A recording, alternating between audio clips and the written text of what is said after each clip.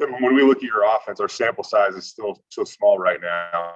Not a ton of like vertical throws. On that note, some of your wide receivers were outstanding blocking down the field on some of these catches, whether it be, CT on Khalil's first touchdown or Billy and Davis on his second touchdown. How important is that in your offense? Yeah, I think there's two types of effort in football. There's your initial effort, which is kind of your responsibility, and then there's your recovery effort that you add in after the play. And there were some great clips of guys with just relentless finish on some of those plays, and led to us having a lot of explosive plays. We were upwards of 12% of our snaps were explosive plays, which is really good.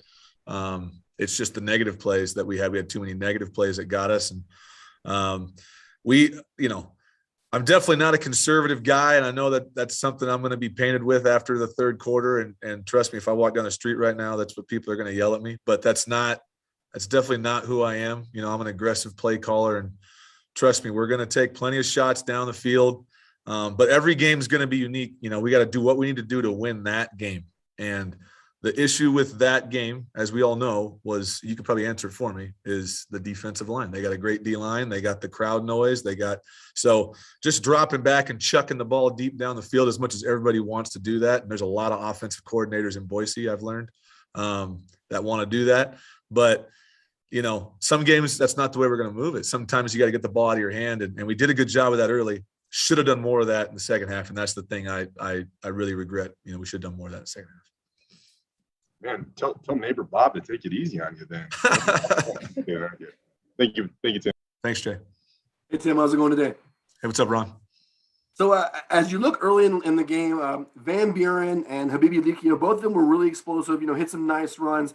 Second half, those were gone.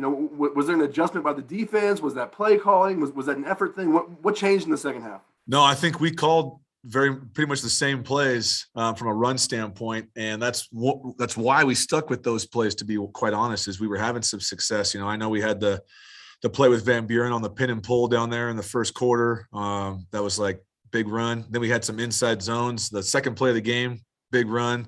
I think it was the 11th play of the game for Cyrus, another big run on inside zone on a second and long. So we're having some success doing that. So, yeah, we're going to keep doing it.